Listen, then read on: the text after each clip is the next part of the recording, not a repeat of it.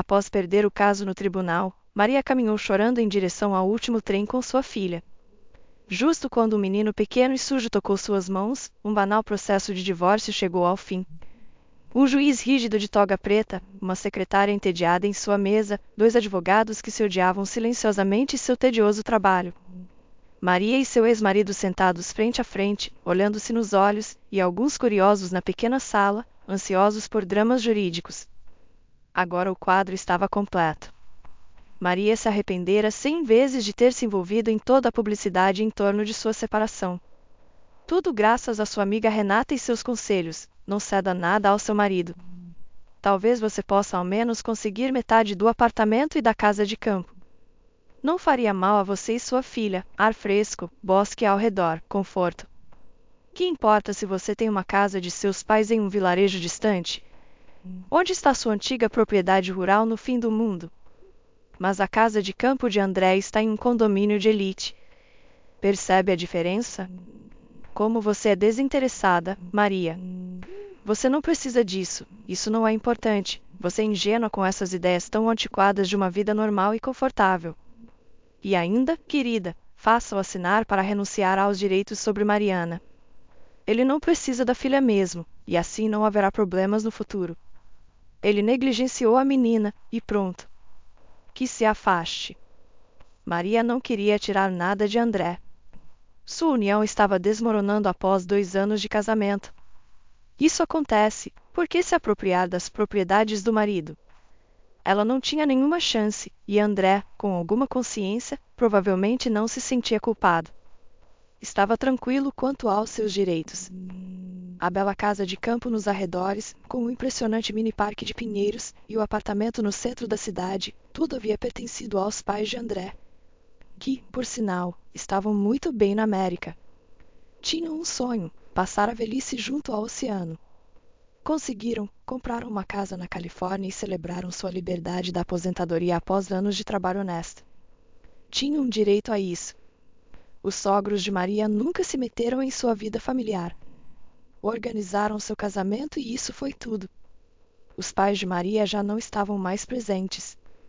Ambos morreram durante uma epidemia de cólera. Médicos especializados em doenças infecciosas foram enviados a aldeias remotas no interior em 1985. Naquela época, acreditava-se que essa terrível doença havia sido erradicada para sempre, mas ainda surgiam infecções perigosas. Os pais de Maria eram jovens, cheios de entusiasmo. Não acreditavam que essa missão pudesse ser fatal para eles. Sua tia criou a pequena menina. Afinal, não podiam deixar o bebê à própria sorte. Em seu lar paterno, aquela cabana de madeira havia sido construída pelos pais de seus pais nas regiões do norte do país. Tal moradia era ideal, só estava um pouco longe da civilização. E daí se as montanhas estavam perto? Quem poderia se assustar com aquelas florestas e rochas? O pai e a mãe de Maria elogiavam o lugar. A geração mais velha era especialista em carpintaria. A casa foi construída para durar. Eles se formariam em medicina em São Paulo e voltariam para sua pequena terra natal. Uma casa acolhedora e quente os esperava. Tudo resultou diferente. De alguma forma, espontânea e rapidamente. Primeiro, aos futuros médicos que haviam se casado em seu 3º ano, ofereceram estágio em um hospital no Nordeste. Compartilhar conhecimentos, metodologias e experiências só fortaleceria a ciência médica. As novas terras eram exóticas para o casal: calor, frutas e verduras maduras em quantidades ilimitadas, beleza natural, relíquias autênticas, gente hospitaleira. Foram com gosto e acabaram ficando muito tempo. Foi depois de obterem seus diplomas que Maria nasceu. A avó, que havia alugado a casa, se dedicou com entusiasmo aos cuidados da menina. Ambos os seus filhos haviam morrido durante uma disputa. O Plan muito havia esquecido como tudo começou, mas os ecos daquele longínquo mal-entendido levaram a um encontro acidental nas montanhas. Os jovens lutaram para determinar quem tinha razão e quem não, em sua pequena guerra, mas nunca mais voltaram para casa. A pequena menina se tornou uma âncora salvadora para a anciã. Seus filhos não haviam se casado e não havia noras nem netos na grande casa. Só ela se sentava à tarde sob as goiabeiras, derramando suas intermináveis lágrimas. Depois, primeiro uma família de jovens médicos foi designada para ficar com ela, e logo nasceu Maria, de olhos brilhantes e cheia de vida. Quando um surto repentino de cólera ocorreu na aldeia vizinha, causado por uma infecção importada, todos os médicos da região foram enviados para lá. Pouco antes, havia acontecido uma grande e barulhenta celebração de casamento, que incluía convidados estrangeiros. Como poderiam examinar todos pelo que traziam consigo? Os inexperientes pais de Maria não perceberam de imediato que seu equipamento de desinfecção precisava funcionar de maneira mais eficaz. Mergulharam no centro dos casos mais graves sem pensar em sua própria segurança. Ambos sucumbiram rapidamente à terrível doença. Afastaram de sua mente os pensamentos sobre uma possível infecção, sem notar os sintomas evidentes. Não transferiram os caixões para a aldeia perto de São Paulo, onde viviam os parentes da menina. Mesmo em estado de decomposição, as caixas de madeira não garantiam que a infecção não se espalhasse mais. E onde está o Nordeste no mapa? E onde está São Paulo? Um risco impossível. Os bravos médicos foram enterrados na aldeia onde haviam imprudentemente dado suas vidas. Enquanto a caseira da casa onde haviam se hospedado estivesse viva, ela levava flores a seus túmulos. E mais tarde, os residentes agradecidos cujas vidas conseguiram salvar nunca os esqueceram. A idosa Elizabeth inicialmente se recusou a entregar a menina às autoridades, sussurrando constantemente: "Meus hóspedes a chamaram como eu, Maria", disseram. "Tia Elizabeth, nossa filha sempre se lembrará de você." Como se soubessem que eu seria seu apoio. "Não a entregarei, eu mesma a criarei." Mas a administração local não aceitou seus argumentos. Era inaudito reclamar a filha de outra pessoa como própria. Maria foi levada à terra natal de seus pais, acompanhada por representantes das autoridades de tutela. Lá vivia a irmã mais nova de seu pai, e ela se tornou uma segunda mãe para a menina. A infância e a juventude de Maria foram despreocupadas, suaves, sem tristeza nem luto. Sua tia era jovem, travessa e de bom coração. Não prestou atenção aos pretendentes do vilarejo até que Maria completou 15 anos. Ainda assim, muitos a perseguiam. Ela ia à floresta em busca de cogumelos e frutas silvestres com um grupo e não tinha receio em pedir ajuda com os trabalhos masculinos ao redor da casa. Sua tia mantinha uma atitude rigorosa. Maria nunca havia visto nenhum homem estranho na casa que tivesse aparecido por diversão. Naquele tempo, só havia uma pequena escola no vilarejo.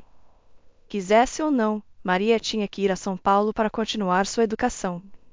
A tia Elizabeth não complicou as coisas. Escolheu um colégio técnico para sua sobrinha em transporte automotivo e fluvial, com a inesperada especialidade de cozinheira e confeiteira combinadas. O programa durava 3 anos e 10 meses. Maria voltaria ao vilarejo como especialista qualificada. Mas Maria não tinha pressa para voltar para casa. Havia conhecido André no colégio técnico. Ele já estava em seu último ano, estudando para ser mecânico de navios. Apaixonou-se pela agradável moça de cabelos na altura dos ombros e ternos olhos verdes quase à primeira vista. Apesar de Maria ser 5 anos mais velha que ele, hesitou em se aproximar dela por muito tempo. Finalmente, falou com ela em um baile de Natal, convidando-a para dançar. A alegre Maria aceitou com graça todos os seus elogios e, então, de repente, convidou o estudante do último ano para sua festa de aniversário no alojamento onde ambos viviam, em andares diferentes. Explicou seu convite de maneira simples: "As meninas no meu quarto são todas mais velhas que eu. Estarão com seus namorados. Não quero ficar de fora, então venha. Nos reunimos no dia 2 de janeiro. A tia me traz comida caseira para a celebração. No dia 1º teremos um banquete, será delicioso." Depois dessa esplêndida festa no alojamento, Maria e André começaram a sair juntos. Embora estudar na escola técnica consumisse grande parte de seu tempo, deixando pouco espaço para encontros, ainda conseguiam passar tempo juntos. Deve-se dizer que André compreendia que Maria ainda era muito jovem, que havia sido órfã por muito tempo e que se beneficiara de apoio. Nunca apressou as coisas, nunca levou a inexperiente moça para a cama e nunca passou de dar-lhe um firme beijo de despedida em seu quarto do alojamento. Seu amor não se parecia com um tsunami nem com nenhuma paixão avassaladora. Era mais como um calor amigável entre 2 companheiros, mesmo que fossem de gêneros diferentes. Depois de se formar, André conseguiu um trabalho como mecânico assistente em um dos barcos do rio Tietê, enquanto Maria continuava seus estudos e esperava o retorno de seu amado das viagens. A linha do tempo dos eventos posteriores se assemelhava à vida de uma família comum. Maria às vezes brincava, referindo-se à sua união dessa maneira. Tinha uma sorte incrível com sua moradia, um lugar separado, bastante decente. Viagens de fim de semana à casa de campo com amigos? Sem problema. A família de André havia deixado a casa de campo. Quanto ao trabalho, graças a Deus por tudo.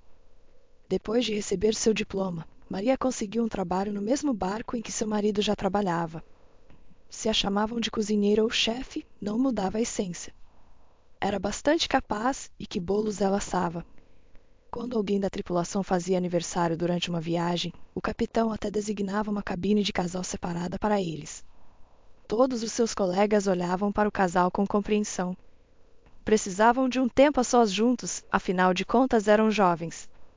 O profissionalismo de André estava ganhando impulso. A direção insinuou que, se as coisas continuassem assim, ele seria uma unidade independente em outro barco. Era capaz de reparar sistemas técnicos que falhavam de repente durante a navegação. Já cuidava do equipamento com bastante habilidade durante 2 anos. Durante a navegação pelo rio, Maria e André viajaram diligentemente de ida e volta pelo Tietê. Então ela engravidou. Em uma reunião familiar, decidiu-se que seria melhor que ela não arriscasse a saúde do futuro bebê. A retirariam do serviço em terra. Afinal de contas, como é costume em uma família, o provedor da família deveria ser o homem. Sua disposição para apoiar sua esposa e filho todo o tempo que fosse necessário. Como chegaram a este momento em que ambos escutavam o veredicto de seu divórcio? Depois de se casarem, sua vida havia sido tranquila, sem brigas, sem desentendimentos. Os pais do marido estavam longe, então não poderia haver conflitos derivados de problemas familiares. Talvez devessem ter se casado por um tipo diferente de amor, o tipo que te deixa sem fôlego ao ver sua outra metade, onde você não pode viver sem ela nem por um segundo. Nunca haviam experimentado isso com André. E agora o quê? Enquanto isso, o juiz havia deixado claro que Maria sairia da sala do tribunal sem nada. Depois de 10 anos de casamento, a única coisa que herdou foi sua filha de 10 anos, Mariana, junto com uma televisão nova e uma geladeira do último modelo. Esses foram comprados com suas economias da poupança. Quanto à propriedade restante que costumava ser da família, ela nem deveria abrir a boca a respeito. Todos os documentos mostravam que pertencia aos pais de seu marido. Depois do tribunal, Maria caminhou ao lado de sua amiga Renata, tentando se concentrar, mas as lembranças de sua vida matrimonial inundavam sua mente de maneira intrusiva. Pensou com amargura: é um pouco tarde para que eu analise minha vida passada. Aqui estou eu, deixada sem nada. Meu marido nunca pensou em nos ajudar voluntariamente com a moradia. Onde e quando perdi algo? Deixei de estar atenta e terminei com este resultado desastroso. Hoje está bem. Ficaremos para passar a noite na casa de Renata, e amanhã nos dirigiremos à minha cidade natal, à minha casa paterna. Ou deveria ir agora mesmo? Ainda restam 2 horas até o último trem em nossa direção. Só pegarei minhas malas na casa de Renata e irei para a estação. Não posso suportar os pensamentos sombrios de minha amiga. Já está me congelando o sangue nas veias pela injustiça. Não dão a 12 anos de casamento ao menos algum motivo para esperar um pequeno canto que seu marido lhe designasse? Ela repassa as páginas de sua vida com André mais uma vez. Mariana havia nascido a tempo, há 10 anos, e sua saúde não preocupava o pediatra. Maria estava completamente imersa nas responsabilidades da maternidade. Felizmente, sua tia havia vindo do vilarejo durante as primeiras semanas.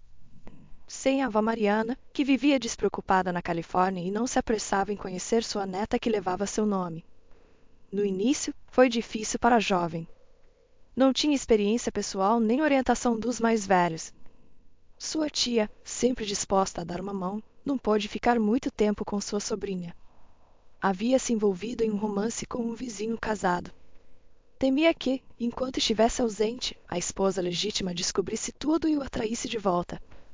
Mesmo após a partida de Maria, sua vida pessoal não se arranjou. Sonhava em ter o filho de um belo desconhecido, mas esses presentes viajantes eram extremamente raros em seu vilarejo. Cedeu aos avanços do vizinho. Talvez com um bebê as coisas se acertassem, mas até agora seus encontros não haviam dado os resultados desejados. Maria, que anteriormente havia permanecido solteira por muito tempo, já havia dado à luz uma menina. Com sua tia, André só estava em casa brevemente entre viagens nas regiões do norte. Cada dia de navegação contava. Descansaria no inverno.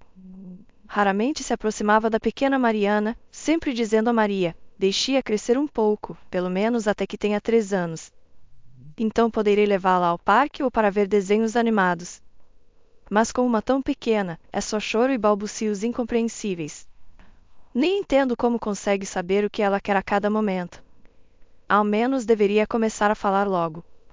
Quando sua tia voltou nervosa para casa, Maria já havia aprendido a distinguir os caprichos de seu bebê. Se franzisse o narizinho durante a alimentação, significava que estava cheia. Se olhasse para Maria com olhos sonolentos, estava cansada e prestes a adormecer. Se mexesse inquieta no berço, era hora de trocar a fralda. Quando foi que uma mãe não aprendeu a entender a linguagem de seu filho? Maria se virava muito bem. Não podia dizer que André havia se tornado frio ou desatento com ela. Não se lançava sobre ela como um noivo faminto após uma longa viagem. Nunca havia sido conhecido por seu temperamento fogoso. Não se negava a ajudar, especialmente se ela pedisse. Às vezes podia estar distraído, mas isso não era um problema. Saía para passear com o carrinho pela rua, como se supunha, permitindo que sua esposa se ocupasse de suas tarefas em casa. Não fazia problemas com a comida, elogiava tudo que Maria cozinhava.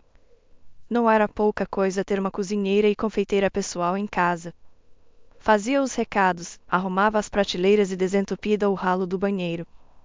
E sabia moderar seu consumo de álcool, só em festas, e ainda assim sem excessos. Não era isso um sinal de uma vida familiar bem levada? Maria não conhecia muitos outros exemplos e estava satisfeita. Um dia, Maria encontrou na rua sua colega de classe Renata, que a olhava com os olhos arregalados. Maria, por que você parece tão cinzenta, sem graça e apagada? Seu André não cuida de você? Antes você era tão encantadora, mas agora parece descuidada e sem vida. Bem, tenho uma filha pequena e quase não me sobra tempo para mim. Está tudo bem com André, ele está em viagem de novo. Espero que volte a qualquer momento. A inquieta moça não cedia. Algo não está certo com você, Maria. Sinto muito. Olhe para mim. Marcelo ainda dá voltas ao meu redor, mesmo depois do nosso casamento. Tem tanto medo de me perder. Nosso filho já tem 6 meses. Agora mesmo minha sogra está cuidando dele enquanto saí para fazer compras, e depois passarei no salão de beleza. Nós mulheres devemos nos manter em forma, senão um homem começará a procurar em outro lugar. Sobretudo com tantas solteiras por aí. Levarão seu André se você não começar a se cuidar de novo. Não há dúvida de que o farão. Sua colega continuava tagarelando, mas a jovem se desconectou mentalmente. Pensou em como seria agradável passar na loja para comprar um bom pedaço de carne para um assado. Cozinharia com umas batatas. Ainda restavam alguns cogumelos que sua tia havia trazido do vilarejo em um barril. Receberia seu marido como se devia.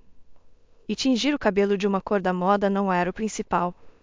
André nunca havia expressado queixas sobre sua aparência. As jovens trocaram números de telefone e combinaram de se ligar. Maria se apressou em direção à seção de carnes, enquanto Renata foi procurar roupas novas. Com o tempo, de alguma forma surgiu naturalmente que, apesar de suas diferenças, se tornassem amigas. Renata assumiu uma espécie de papel de mentora para Maria. Começaram a dar passeios juntas pelo parque com seus filhos com bastante frequência. Pelo menos uma vez a cada poucos meses, Renata tirava Maria de sua rotina, levando-a a um salão de beleza, obrigando-a a comprar um vestido ou uma blusa nova, ao menos para as festividades. Renata era uma boa motivadora. Sem ela, Maria teria ficado completamente presa nas tarefas domésticas, esquecendo que também era uma mulher. A razão do distanciamento que havia começado na família de André e Maria era tão clichê e tão mundana que fazia ranger os dentes de irritação. Uma poetisa famosa descreveu esse tipo de síndrome amorosa com grande precisão em uma de suas canções: A bela e atrevida se cruzou no caminho. André conheceu uma mulher cujo amor por ele não podia tolerar a espera. Ironicamente, Mara era outra cozinheira no barco onde André trabalhava agora como engenheiro marítimo. A tentação da cozinha se agarrou a ele imediatamente, segurando-o com um aperto mortal, sem deixá-lo escapar. Preparava-lhe pratos especiais só para ele e os levava à sua cabine. Nessa mesma cabine, ocorreu um pecado ardente entre eles. André ficou surpreso com o que ela podia fazer na cama. Uma tempestade se acalma, um tsunami não é nada comparado a isso. Tudo o que havia experimentado com Maria antes agora se transformou em pó fino de decepção. Voltando dessa viagem calorosa, não podia suportar olhar para sua esposa, muito menos dormir ao lado dela. Maria, como a maioria das esposas, permanecia inocentemente alheia. Mariana acabava de completar 8 anos. Lições escolares, aulas de cerâmica, sua filha estava criando habilmente todo tipo de pequenos animais de argila, aulas de natação. Onde uma mãe encontraria tempo para investigações que pudessem identificar rapidamente o traidor? E se os olhos de André parecessem selvagens depois da viagem? Só estava exausto e cansado.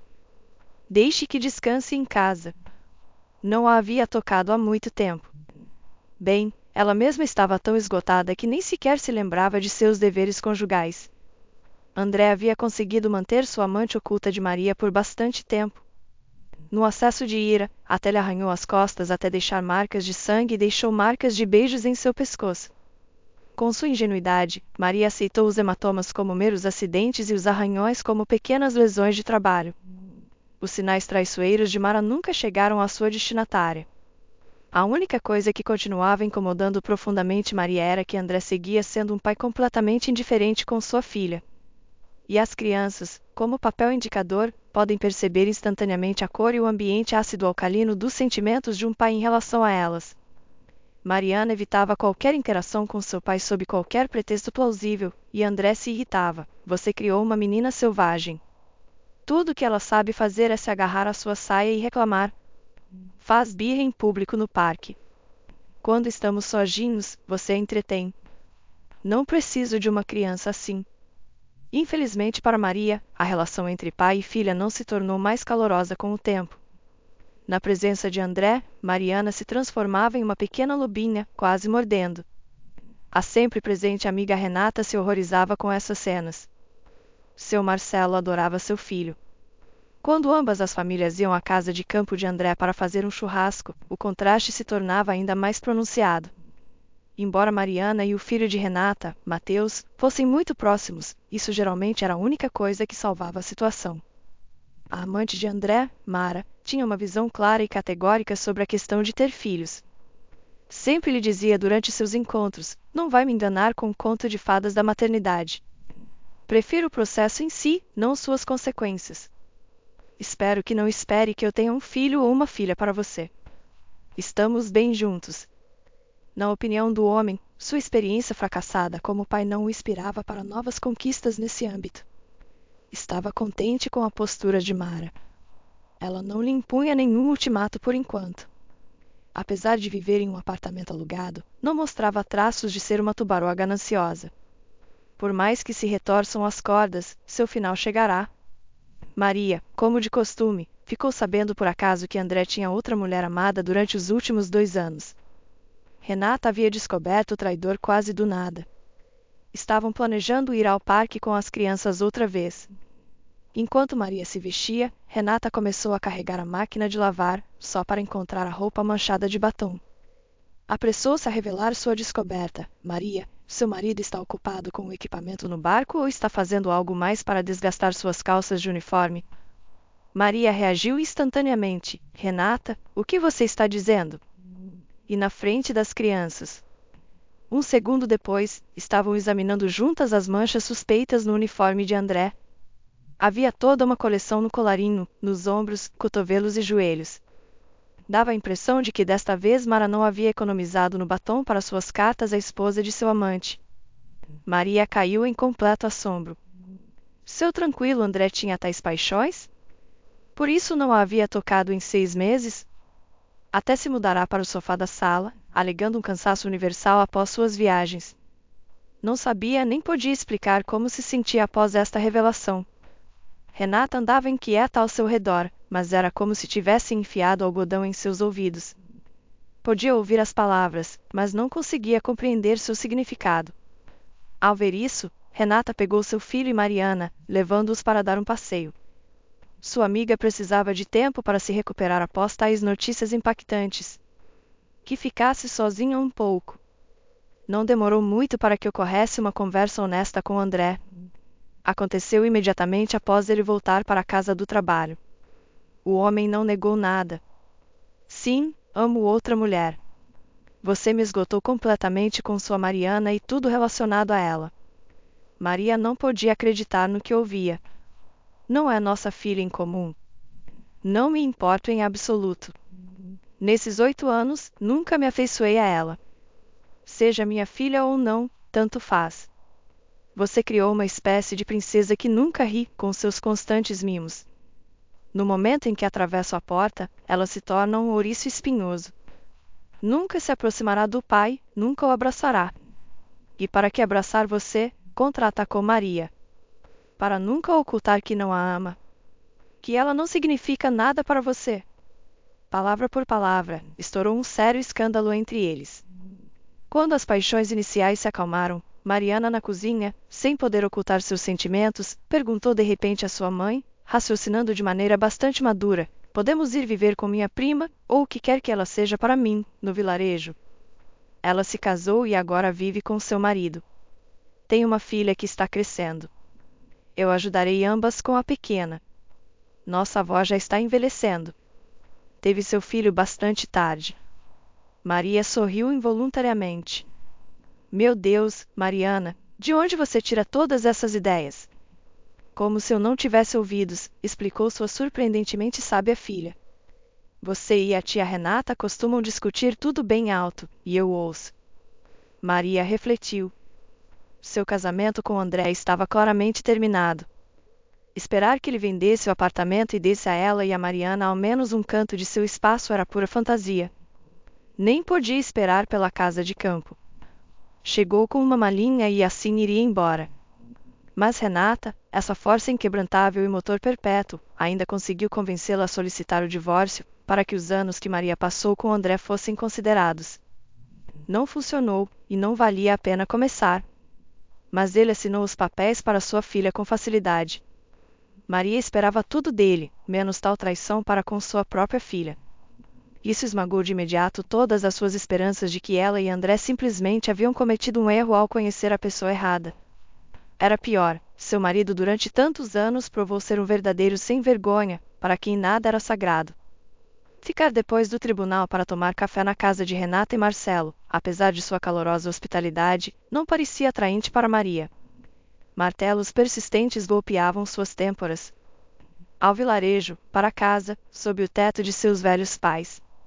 Ali curaria suas feridas e pensaria em como seguir adiante. Mas por ora, precisava se apressar para a estação. Restava pouco tempo até o último trem. A praça perto da estação de trem suburbana estava, como de costume, barulhenta. A multidão com suas malas e sacolas passava junto ao banco onde Maria e Mariana estavam sentadas. Como na Broadway em algum lugar de Chicago, havia escassez de assentos. Alguns soldados que haviam estado dormindo em seu lugar atual ofereceram seus assentos a Maria e sua filha. A mulher revisou sua bolsa mais uma vez, murmurando em voz alta: meu RG, a certidão de nascimento de Mariana, as passagens, a carteira com o dinheiro que resta. Desejava poder recuperar o fino maço de dinheiro que André lhe havia empurrado nas mãos depois do tribunal, querendo manter sua dignidade. Mas Renata, um turbilhão em movimento, arrancou o dinheiro de seu ex-marido e o enfiou na bolsa de Maria. Deixe de lado seu orgulho, amiga. Ao menos algo por enquanto. Não receberá pensão alimentícia depois de sua recusa em relação a Mariana. Ou já esqueceu o que ele fez para evitar ver sua filha de novo e não se envolver em sua vida? Maria pegou o dinheiro obedientemente, até contando mais tarde. Todas as notas eram de alta denominação. André não havia sido mesquinho em sua despedida. Seria um pequeno colchão para ela e Mariana durante os meses. Agora a mulher tirou algumas notas menores de sua carteira para comprar um lanche para ela e sua filha durante a viagem. Um quiosque com bebidas e lanches leves estava a apenas alguns passos delas. Teve sorte com os mantimentos, conseguiu alguns sanduíches quentes e algumas caixinhas de suco de maçã. Parecia um bom sinal ter encontrado o suco favorito de Mariana. Restava pouco tempo antes da partida do trem. Maria lançou um último olhar de despedida à estação, agarrou as duas malas com rodinhas e pendurou sua bolsa na alça de uma delas. Decidiu subir a plataforma cedo. Quem sabe quantas pessoas queriam embarcar? Precisava garantir que sua filha não fosse pisoteada. O trem chegou à primeira via bem na hora, e Maria e Mariana se apressaram para subir primeiro no vagão. Nesse momento, a mulher sentiu um movimento a seus pés, vindo de trás. Quando se virou, ficou atônita. Um menino de uns 5 anos se agarrava com força à sua bolsa pendurada na alça da mala. Estava tão sujo e maltrapilho que Maria ficou desconcertada. Em que poça cheia de pregos ele tinha se metido para que sua roupa se transformasse numa massa escura e rasgada? Em resposta à sua pergunta silenciosa, ele sussurrou suavemente: "Por favor, não me mande embora.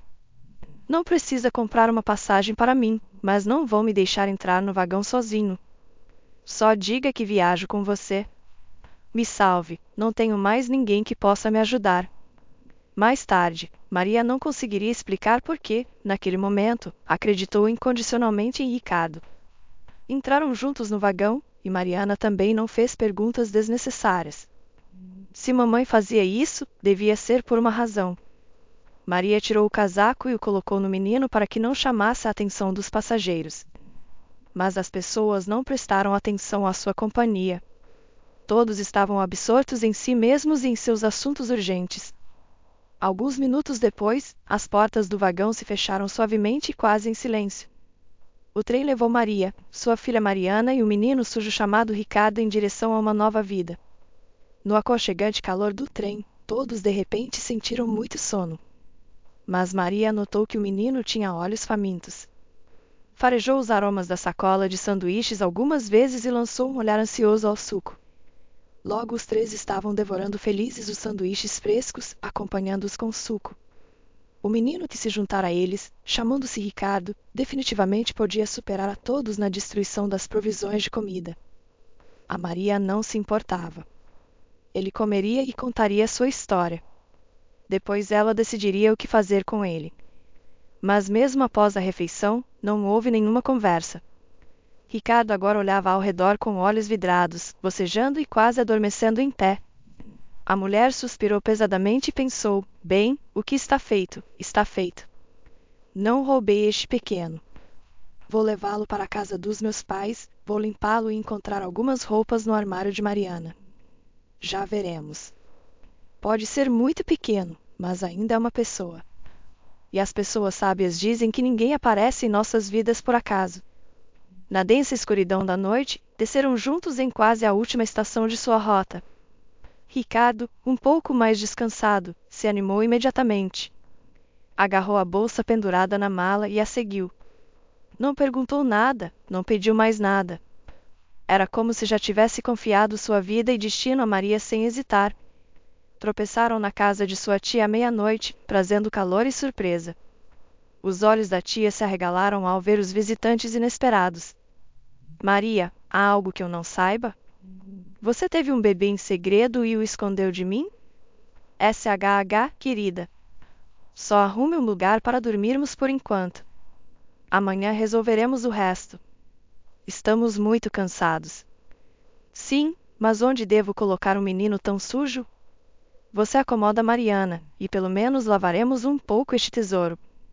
Não sou detetive, então não farei perguntas desnecessárias por enquanto. Mas você pensou realmente nisso?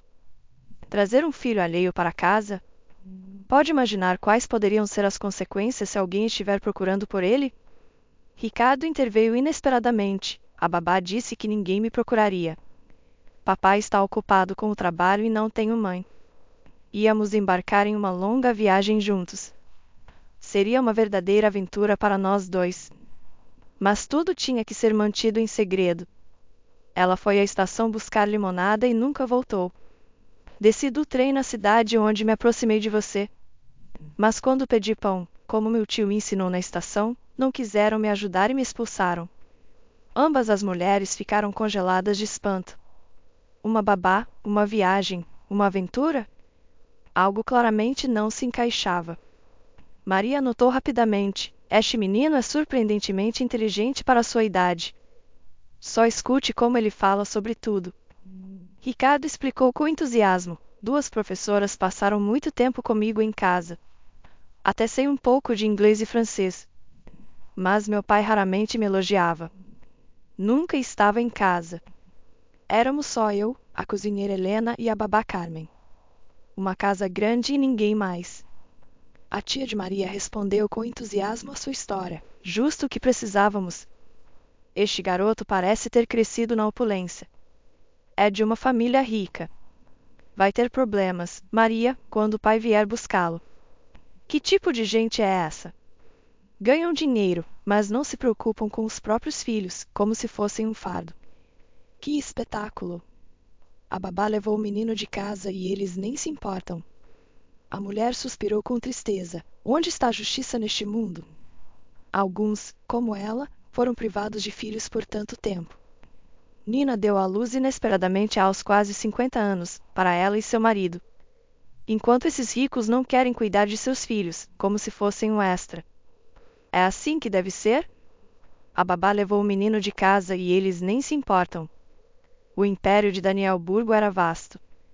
Era todo um reino ou um principado. Tinha tudo, uma interminável rede de lanchonetes de fast food em quase cada cidade do extenso país, fábricas que produziam produtos semi-elaborados para garantir que as matérias-primas para sua comida rápida da moda fossem obtidas internamente, um inumerável pessoal de subordinados prontos para servir a um homem decente com lealdade e dedicação, uma casa que parecia um palácio oriental com um gigantesco terreno e uma quantidade incontável de outros imóveis. Daniel construiu seus estabelecimentos sob o princípio de entra, se surpreende e fica muito tempo. Normalmente, um cliente de fast food entra rapidamente só para comer algo rápido e sair correndo para seus compromissos. Mas em suas lanchonetes havia toques claramente acolhedores na decoração, na atmosfera e nas pessoas que trabalhavam para ele. Desde o início de sua trajetória neste negócio, como um hábil chefe, prometeu a si mesmo: tudo aqui seria caloroso, comovente e vibrante de maneira acolhedora. Ganhou um gol na loteria, como se o destino mesmo decidisse vir em seu auxílio em seus esforços. Pegou o prêmio em dinheiro e abriu sua primeira lanchonete. Vivia e dormia junto ao fogão e à geladeira no trabalho, inventando e se esforçando para tornar sua comida ainda mais saborosa. As pessoas em Salvador frequentemente lamentavam sobre os novos milionários. Todos esses recém-chegados caíram sobre nós. Tolos gananciosos. Sem dúvida é justo ganhar tanta riqueza. Reclamavam e então se dirigiam à loja por outra garrafa. Depois de beber sua poção vital, desabafavam: que ele se encarregue de suas riquezas. Nós estamos bem aqui. Daniel era um milionário viciado em trabalho. Durante vários anos, trabalhou como chefe em suas próprias lanchonetes. Simplesmente teve sorte. As moedas se acumularam sem mudanças significativas ou perdas. Por isso, a fortuna financeira lhe cobrou em outros aspectos. Segundo a lei, o que aumenta em um lugar diminui em outro. Não teve tanta sorte em sua vida pessoal, a ponto de parecer incrível. Tanto azar romântico não podia cair sobre um só homem. Um argumento pronto para um melodrama.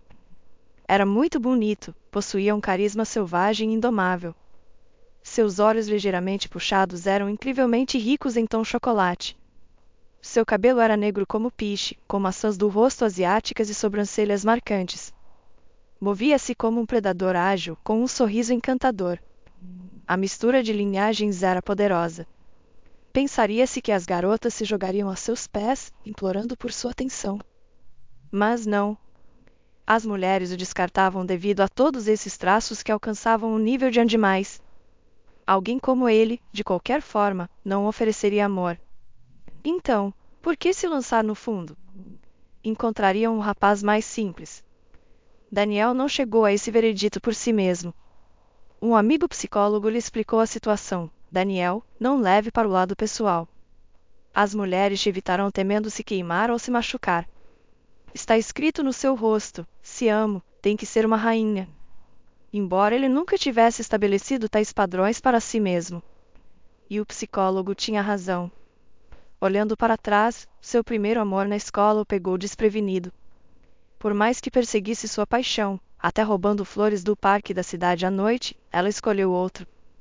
Daniel foi rejeitado por alguma razão desconhecida e acabou se apaixonando por uma colega em comum. Ela até se casou com o outro mais tarde. Na universidade, onde o jovem amante do mundo culinário estudava a tecnologia de alimentos, parecia ter aterrissado em um jardim de mulheres. Só havia 2 rapazes em sua turma. E de novo, nada saiu disso. As futuras especialistas em restauração escolhiam seus parceiros fora da instituição educacional. Viam Daniel simplesmente como um bom rapaz que podia preparar qualquer prato e até calcular as calorias nele. Então chegou o milagre. Um bilhete de loteria. Uma tia em uma banca de revistas o convenceu a aceitar um retângulo com números como troco. O sorteio do prêmio estava marcado para o próximo domingo. Daniel estava passando seus jeans e camisa no dormitório quando viu um pedaço de papel amassado em seu bolso. Sorriu. Deveria jogá-lo fora imediatamente ou conferir? Afinal, ninguém em sua modesta família, que vivia longe da cidade em um vilarejo, acreditava em maná do céu. Então Daniel conferiu os números contra as listas só para ficar tranquilo. Não podia acreditar no que via e conferiu de novo. Gritou: "Não pode ser! Pessoal, olhem o que tenho!" Em 1 minuto, o bilhete passou de mão em mão. Foi conferido novamente. Maravilharam-se e riram. Celebraram essa boa fortuna juntos, comprando vinho barato na loja mais próxima. Naquele momento, os restaurantes de marcas reconhecidas mal começavam a se tornar conhecidos no Brasil. Daniel sugeriu sinceramente que seus pais usassem os ganhos para reparos e melhorias em sua casa, mas seu pai Vítor o deteve. "Ainda sou suficientemente forte, filho. Posso dar conta. É hora de você começar seu próprio caminho. Escolheu uma profissão incomum para um homem, embora digam que os melhores chefes do mundo somos nós. Vá em frente, se desenvolva, avance. Sua mãe e eu sempre o apoiaremos." Sua primeira lanchonete, criada com os ganhos da loteria, era tão encantadora e acolhedora que logo se tornou o lugar mais popular do bairro. Abriu 2 estabelecimentos há mais 1 ano depois de se formar. Todos os seus negócios geravam rendas estáveis, e logo as lanchonetes surgiram como cogumelos depois da chuva. Daniel teve a sorte de que seus colegas de classe não ficassem para trás na universidade. Vieram ansiosos trabalhar para ele. Muitos dirigiam seus estabelecimentos em diferentes cidades. Depois de ganhar seu primeiro milhão, não se deixou levar pelas nuvens. Transformou o cardápio, viajando pelo mundo, reunindo todos os melhores e mais confiáveis pratos. Não cobrava preços exorbitantes, seus preços eram razoáveis.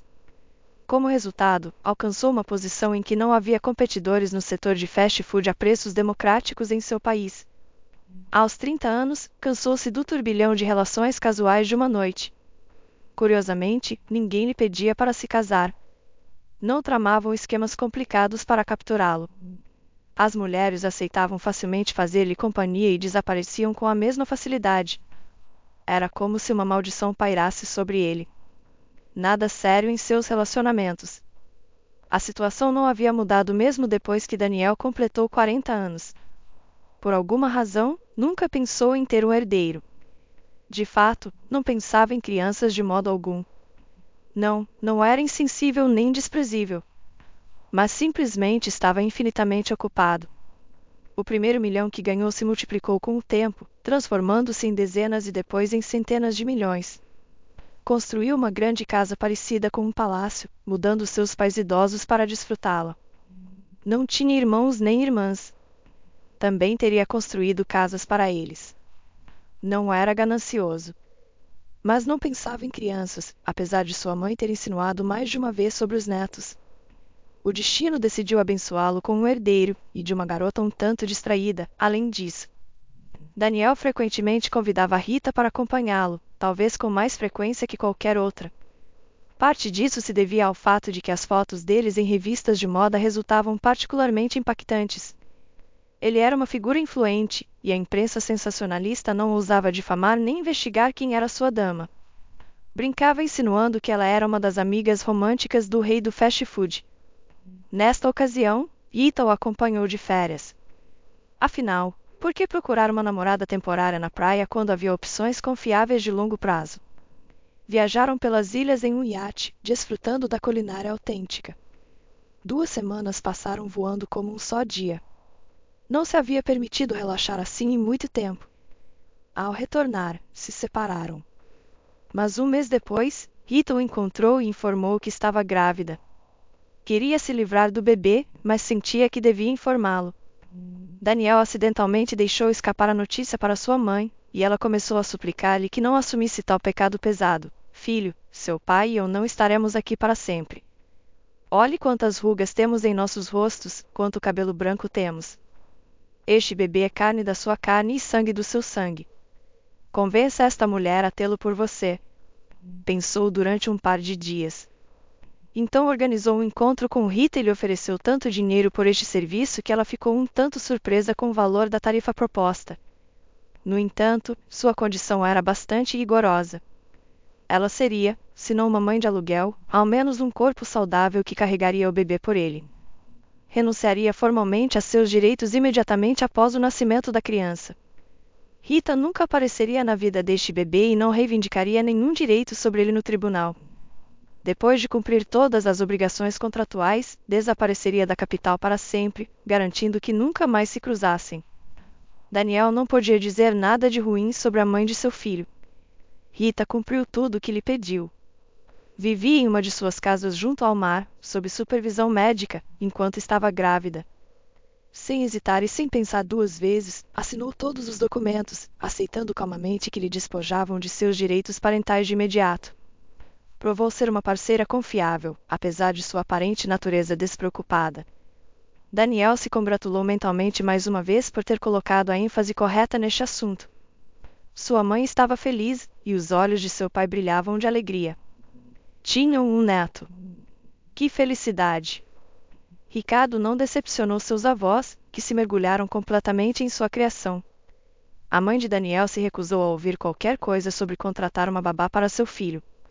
Tanto ela quanto o avô mimavam o pequeno com tal entusiasmo que seu pai só podia se assombrar. Seus sentimentos paternos eram mais sutis, e o negócio não permitia atrasos. Novos tipos de estabelecimentos de fast food estavam florescendo e se multiplicando no mercado. Tinha que inventar características interessantes para manter a lealdade dos consumidores à sua antiga e amada rede de lanchonetes. 4 anos passaram tão rápido que Daniel nem sequer percebeu o quanto Ricardo havia crescido. Estava cumprindo seu papel de pai terrivelmente, e o menino começou a evitá-lo.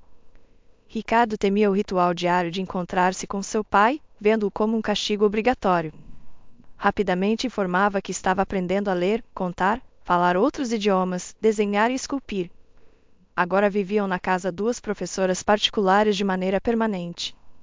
Depois saltava alegremente para seus avós, feliz de passar todo o dia sem ter que interagir com seu pai. Não seria justo julgar Daniel por não ter desenvolvido sentimentos paternos em seu coração. Não era um monstro indiferente. O problema era que trabalhava 24 horas por dia e não compreendia sua responsabilidade para com o menino. Tentava expandir ainda mais seu império, assegurando-se de que seu filho nunca lhe faltasse nada. Mas não sabia como amar. O raio caiu quando se descobriu que Victor, o pai de Daniel, tinha problemas de saúde. Sua condição pulmonar requeria proximidade constante ao mar, e o clima da cidade se tornará prejudicial para ele. Enviou seu pai e sua mãe para viver na casa junto à costa onde Rita havia vivido durante sua gravidez. Ficou sozinho com Ricardo pela primeira vez em sua vida. O homem se sentiu verdadeiramente perdido. Não imediatamente, contratou uma babá para o menino. A casa estava cheia de gente, seguranças, cozinheiros e professores. Mas o que podia fazer diante do fato de que seu filho carecia da presença de entes queridos? Uma noite houve uma tempestade. Cansado, Daniel estava revisando os papéis e se preparando para dormir quando Ricardo apareceu de repente em seu quarto. Pai, estou com medo, e a babá não está hoje. Não pode ficar comigo no meu quarto. Posso dormir com você? Daniel permitiu. E em questão de segundos, o pequeno e trêmulo corpo de Ricardo se aconchegou ao seu lado. Abraçou-o pelo pescoço e sussurrou suavemente: Obrigado, pai. Te amo. Em algum lugar do céu, naquele momento, a constelação do Cruzeiro do Sul também se aproximou do aglomerado de estrelas na Via Láctea. Todos carecemos tanto de ternura e afeto neste mundo que o buscamos por toda parte ao nosso redor. Dentro de Daniel, o que parecia um coração congelado se fez em 1000 pedaços. Adormeceram abraçados fortemente, e quando Daniel acordou, era um pai diferente. Não o que proporciona dinheiro para viver, mas um que ama, que se apega e que não pode respirar sem seu filho. Ele mesmo nunca teria acreditado que uma noite ao lado de Ricardo pudesse virar tudo de cabeça para baixo dentro dele. Os novos sentimentos eram divinos. Mesmo em companhia, as pessoas notaram que Daniel havia experimentado mudanças notáveis. Começou a sair do trabalho muito mais cedo, apressando-se para casa, onde o pequeno Ricardo o esperava. Ricardo havia estado vivendo na casa dos pais de Maria durante toda uma semana, e a persistente mulher estava desembaraçando lentamente o nó de suas lembranças. Descobriu facilmente que o menino havia vivido previamente em São Paulo e que seu pai se chamava Daniel. Mas esta informação era escassa demais para localizar os familiares de Ricardo. O resto de suas histórias eram fragmentadas. Apesar de sua mente inusualmente desenvolvida, Maria não tinha pressa. Absorvia cada palavra que dizia, tentando encontrar pistas para suas perguntas. A parte mais desconcertante de sua história era o fato de sua repentina fuga com a babá Carmen de sua casa. Que tipo de tolice era essa? O menino não parecia o tipo de criança que quisesse fugir de um lar amoroso. Enquanto isso, a desafortunada babá se encontrava em um estado de confusão. Tinha ficado sem dinheiro e sem documentos. O menino havia desaparecido sem deixar rastro, e agora estava certa de que enviariam para a prisão por seu ato imprudente. Carmen havia entrado na casa de Daniel através de uma recomendação de uma agência de emprego e tinha uma boa reputação lá. O esplendor e luxo da propriedade do dono a haviam deslumbrado desde o primeiro momento. Uma residente de uma pequena cidade do interior dificilmente podia imaginar que objetos valiosos pudessem estar desatendidos na casa de alguém.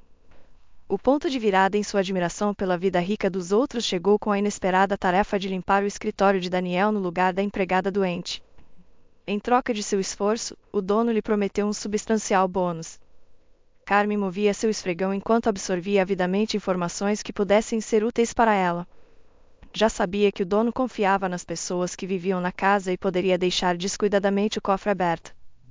Os maços de notas que jaziam em filas ordenadas dentro a enlouqueciam. Como ia saber que Daniel não guardava tanto dinheiro em casa? Uma soma total de várias centenas de milhares de reais lhe parecia escandalosa. Para ele, era uma quantia trivial. Tampouco tinha a habilidade de estimar quanto dinheiro poderia estar tão descuidadamente em um cofre. Carmen desenvolveu meticulosamente seu plano para o futuro roubo. Esperaria o momento em que Daniel estivesse fora em uma longa viagem de negócios. Verificaria se desta vez ele havia fechado o tentador cofre da casa. Precisava neutralizar Ricardo para que não confundisse seus planos nem se interpusesse. Ao entrar no escritório do rei do fast food sob um pretexto plausível, Carmen se alegrou ao notar que ele simplesmente estava fechando a porta do cofre sem trancá-lo. Isto lhe pareceu um sinal especialmente bom. Finalmente havia chegado seu momento. Mas desde o princípio as coisas não estavam indo bem. Não pôde deixar Ricardo com seus professores. A viagem de seu chefe coincidia com seus dias de folga. A feliz coincidência-chave foi que o cofre não estava trancado. No entanto, havia menos maços de dinheiro do que o habitual em seu interior. Mas Carmen decidiu que não deixaria passar sua oportunidade de enriquecer. Ricardo aceitou com entusiasmo a história sobre uma emocionante viagem. Correu para se vestir, enquanto a babá tirava seu certificado de nascimento do cofre. Comprou passagens para o trem de longa distância mais próximo a Santos na estação ferroviária. Sorriu maliciosamente, também verei as montanhas. Quando voltará a se apresentar uma oportunidade assim?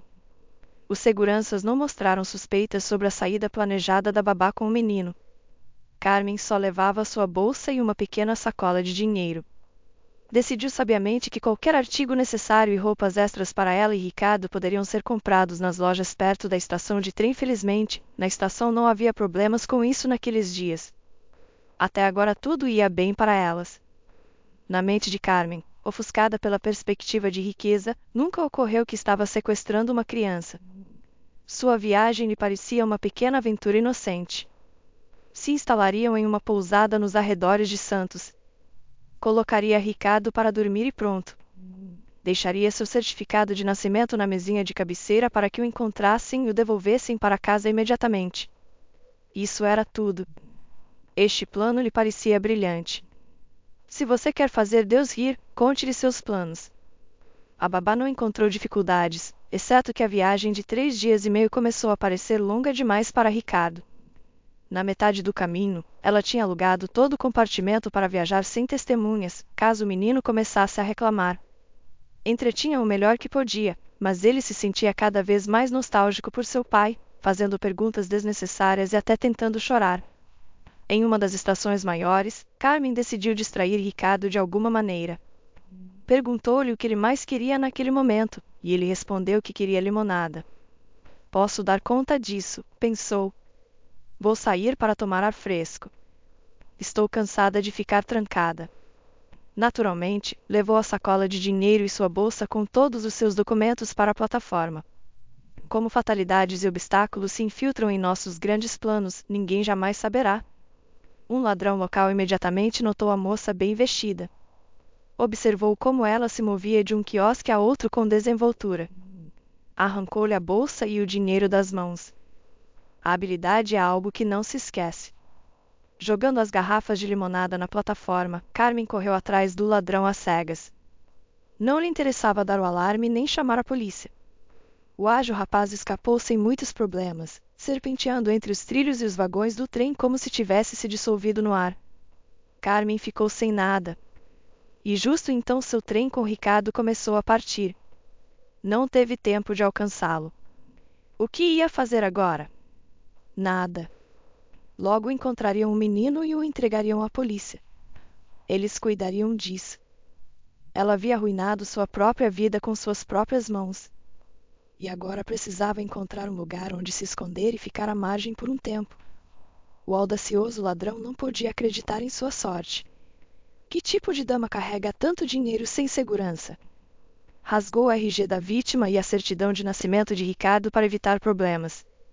Agora poderia se esconder por muito tempo. Que dia de sorte tinha hoje! Precisava comemorar. Ricardo não teve medo no início. Pensou que a babá estava lhe oferecendo um novo jogo de esconde-esconde. Costumavam brincar disso em casa às vezes. Não faltava muito tempo para chegar a Santos. Esperou um pouco mais por Carmen. Depois adormeceu. Algumas horas mais tarde, o condutor anunciou que estavam chegando ao destino. Todos se moveram para a saída em uma amável multidão. Mesmo com sua bagagem, ninguém notou que o pequeno havia entrado no mundo adulto sem companhia. Na estação, Ricardo durou toda uma semana. Aproximava-se dos passageiros pedindo ao menos um pãozinho e um pouco de água. Alguns não se negavam, mas todos mostravam uma estranha indiferença. Nem sequer chamou a atenção da polícia. Cada vez, os policiais pensavam que era filho de um dos passageiros e não incomodavam o menino. Teve sorte com um lugar para dormir. Havia um estreito espaço entre os quiosques e a parede, cheio de tubulações. Por alguma razão desconhecida, alguém havia jogado ali uma velha manta desgastada, mas lhe servia como cama. Ninguém o via ali. Uma vez teve muita sorte. Um homem ligeiramente bêbado lhe deu um monte de cachorros quentes e uma garrafa de refrigerante. Diletante Ricardo saiu correndo e se deparou com uma matilha de cães de rua. Os animais também podem ser compreensivos. Nenhum cão o mordeu nem o assustou. Simplesmente o rodearam em um círculo apertado. Ricardo comprou sua liberdade jogando-lhe seu monte de cachorros quentes. Mas se esforçou tanto para escapar que escorregou e caiu em uma grande poça de lama. Sujo e esfarrapado, recebeu ainda menos comida, e sua cabeça girava de fome. Decidiu-se agarrar a primeira senhora que encontrasse que parecesse inofensiva. Foi assim que conheceu Maria. Um golpe de sorte ajudou a descobrir novos detalhes sobre a vida de Ricardo. A tia de Maria viajava a Santos com toda a sua família, como de costume. Compraram comida com hambúrgueres em uma lanchonete para a viagem de volta. Nem tudo foi comido. Um par de pequenos pacotes foram dados às crianças de Maria. Quando Ricardo viu o hambúrguer com uma carne, queijo e folhas de alface verde à sua frente, animou-se imediatamente. Compartilhou um dado crucial com Maria. Meu pai faz hambúrgueres assim. Tem uma grande foto de um pendurada em seu escritório em casa. Maria ficou atônita. Correu para a casa de sua tia, onde havia um computador e onisciente internet. Em menos de uma hora, descobriu que o dono da rede de lanchonete se chamava Daniel Burgo. A mulher não viu outra solução correta senão enviar uma mensagem ao serviço de atendimento ao cliente, indicando que o filho do Sr. Burgo estava com ela. Quando Daniel voltou de sua viagem de negócios, estava furioso. Que tipo de empresário experiente era ele se não conseguia reconhecer na babá uma pessoa gananciosa que havia levado seu filho para um destino desconhecido? O dinheiro era trivial, que o engolisse. Mas uma criança? Isso era inaceitável. O serviço de segurança já havia rastreado que Carmen e Ricardo embarcaram em um trem com destino a Santos, mas depois disso a pista do menino se perdeu. Também não haviam encontrado a babá, que parecia ter se desvanecido no ar. Durante mais de uma semana, a equipe de segurança de Daniel esteve vasculhando a estação de trem da distante cidade, e a polícia estava alertada. Mas ninguém havia visto um menino pequeno com grandes olhos castanhos e cabelo escuro como o de seu pai. Ocasionalmente, algo que se assemelhava a ele aparecia nas câmeras de vigilância, mas as gravações eram borradas e não ajudavam na busca. A carta de Maria causou um alvoroço na empresa de Daniel. Em poucas horas, ele estava em um avião com destino a Santos para averiguar se esta mulher desconhecida estava fazendo uma brincadeira cruel. O homem que ligou tarde da noite para a casa de Maria parecia muito assustado e atônito. Não havia segurança ao redor da figura tão conhecida. Mas quando Ricardo se lançou ao pescoço de Daniel, não restou dúvida na mente de Maria. Diante dela estava Daniel Burgo, o dono de jornais, navios e hambúrgueres em pessoa. Ricardo o abraçou e continuou sussurrando: "Papai, ninguém queria me notar, mas ela me levou com ela. Maria e Mariana são agradáveis, mas eu estava te esperando há tanto tempo para que me encontrasse." Daniel se voltou para a dona da casa, examinando-a de cima a baixo. Era de estatura média, bem proporcionada e parecia ter uns 30 anos. Que bondoso mago havia enviado seu filho a esta salvadora? E como poderia agradecê-la agora? Ela sorriu com calma e imediatamente ofereceu: "Você veio de longe. Esta noite temos macarrão para o jantar. A propósito, Ricardo ajudou minha filha a fazê-lo. Você tem um menino maravilhoso. Estou tão contente que o tenham encontrado. Quando enviei a carta, temia estar cometendo algum erro. Onde você está e onde está nosso vilarejo? Os caminhos de Deus são insondáveis. Lave as mãos, estamos pondo a mesa agora. O cozinheiro alimentará o cozinheiro." Li sua biografia. André se casou com Mara logo após seu divórcio, e o mecânico do navio estava feliz agora. Trabalhavam juntos no mesmo navio e se apressavam para casa após suas viagens. Sem filhos, sem preocupações e sem problemas adicionais. Decidiram comemorar seu aniversário de casamento longe de casa. Mara havia passado tempo suficiente na cozinha. Não era ele um marido galante e atencioso para uma mulher tão maravilhosa? Tinha reservado uma mesa no restaurante mais sofisticado. Se iam comemorar, fariam com estilo. O que havia para se preocupar com suas finanças? Junto ao cais, a construção de uma nova lanchonete de fast food estava em pleno andamento. Alguns carros escuros com vidros fumê haviam parado perto da alta cerca. De um deles, o motorista saltou e abriu a porta para um cavalheiro bastante distinto. O homem bem vestido, por sua vez, se aproximou da porta traseira e ofereceu sua mão a uma mulher elegante. Sem hesitar, ela lhe beijou a bochecha e disse: "Querido, ainda não me acostumei com todas essas cortesias suas. Praticamente estou de volta ao meu território. Aqui conheço cada pedra nas ruas de Santos. Poderia ter me virado sozinha." André ficou atônito. Diante dele estava sua simples Maria, mas que sorriso feliz adornava seu rosto, e como seus olhos brilhavam de amor. Precisava descobrir imediatamente quem era este homem importante que tinha vindo vê-la e o que sua ex-esposa estava fazendo ao lado dele.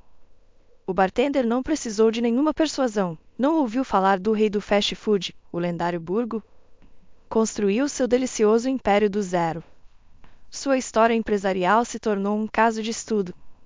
Até ouvimos sobre ele como exemplo na escola de gastronomia. Está abrindo outra lanchonete. André quase se engasgou com o café que havia pedido no balcão para puxar conversa com o bartender. E quem é a mulher com ele? O bartender também estava por dentro. Sua história de amor já se tornou lendária. Ela é uma moça local que ajudou Burgo a encontrar seu filho desaparecido. E o que ele faz? Casa-se com ela. Levou-a para São Paulo, onde supostamente tem todo um castelo com um parque. Recentemente, esta mulher deu a Burgo outro filho, e ela já tinha uma filha. Então agora tem 3 crianças e nunca os deixam sozinhos. Meu amigo trabalha no hotel e me disse que sempre há 2 babás e um segurança com as crianças. Burgo está tão preocupado com seus pequenos. Não dá para entender esses ricos e suas excentricidades. André coçou a cabeça, frustrado. Que tipo de vida é esta? Algumas pessoas caem milhões do céu, enquanto outras trabalham duro toda a vida e terminam sem nada. Também não se incomodaria com as crianças, eram só um estorvo. Ele e Mara estavam muito bem. Enquanto André saciava sua curiosidade, Daniel e Maria também estavam aproveitando bem seu tempo. Ele rapidamente inspecionou o local da construção e convidou sua esposa para almoçar no mesmo restaurante. A Burgo ainda não gostava muito de publicidade, então se sentaram em um canto à parte, junto à janela. Pela 100ª vez, o homem quis comprovar a magia que surgia nele cada vez que estava perto desta mulher. Pegou sua mão, acariciando suavemente seus delicados dedos, e cálidas torrentes de amor sincero percorreram seu ser uma vez mais. Sorrindo para si mesmo, disse em voz alta: Maria, eu deveria ter esperado toda a minha vida para conhecer uma mulher como você. Graças à intervenção divina, você me devolveu tudo, meu filho, meu interesse pela vida e a mim mesmo. Prometo que você nunca se arrependerá disso.